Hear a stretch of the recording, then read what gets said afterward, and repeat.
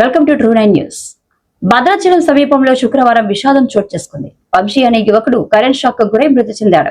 వాజేడు ప్రాంతానికి చెందిన వంశీ ప్రస్తుతం సామ్రాట్ రెసిడెన్సీ పక్కన రెంటుకు నివాసం ఉంటున్నాడు. అతను భద్రాచలంలోని దేవరాజ్ హాస్పిటల్లో కంపౌండర్ గా పనిచేస్తున్నాడు. ఈ ఘటనపై తీవ్ర ఆవేదన వ్యక్తం చేస్తూ ఎంఆర్పీఎస్ నాయకులు ముద్ద పిచ్చయ్య, కాంగ్రెస్ పార్టీ నాయకులు అరికెల తిరుపతిరావు సహా పలువురు కార్యకర్తలు కలిసి ధర్నాకు దిగారు. మృతుడి కుటుంబాన్ని ప్రభుత్వమే ఆదుకోవాలని బాధ్యత వహించాలని డిమాండ్ చేస్తున్నారు. విద్యుత్ శాఖ నిర్లక్ష్యమే ఈ ఘటనకు కారణమని ఆరోపిస్తూ నినాదాలు చేస్తూ నిరసన కొనసాగిస్తున్నారు. ఆ కుటుంబానికి నష్టపరిహారం ఇవ్వాలని డిమాండ్ చేస్తున్నారు. అదేవిధంగా సంఘటన స్థలానికి చేరుకున్న పోలీసులు ఘటనపై దర్యాప్తు ప్రారంభించారు. కేసు నమోదు చేసిన సిఐ నాగరాజు పూర్తి వివరాలను సేకరిస్తున్నారు. ఈ ఘటన స్థానికంగా తీవ్ర కలకలం రేపింది.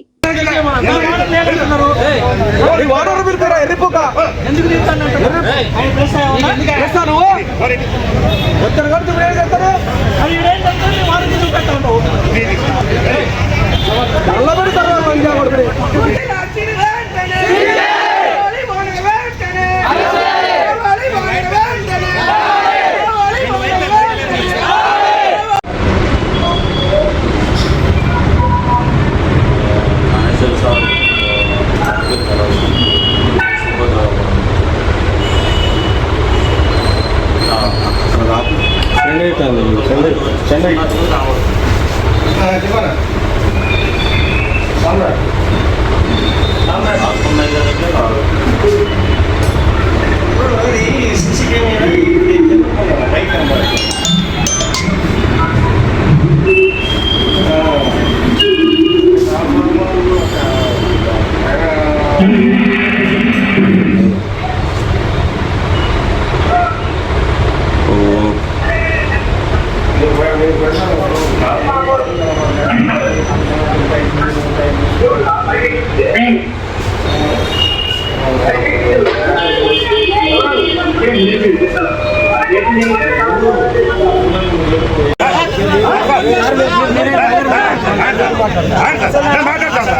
మాట వదలొద్దు.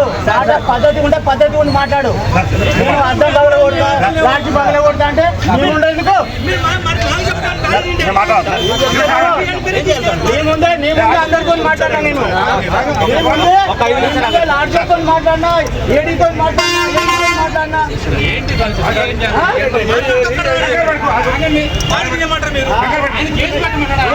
కేసు పెట్టమంటానా? కేసు పెట్టమంటున్నా నేను. కేసు పెట్టాలి.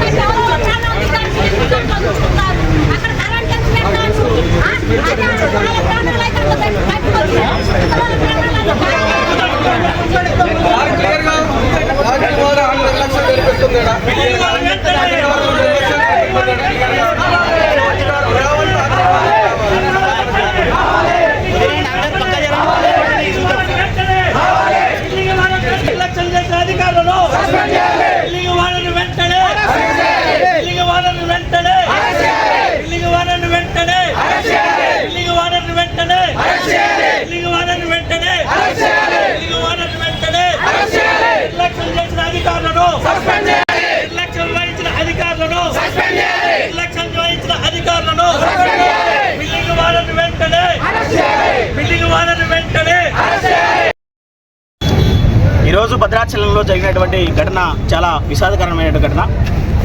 ముఖ్యంగా భద్రాచలం నియోజకవర్గం మొత్తం కూడా ఏజెన్సీ ఏరియా.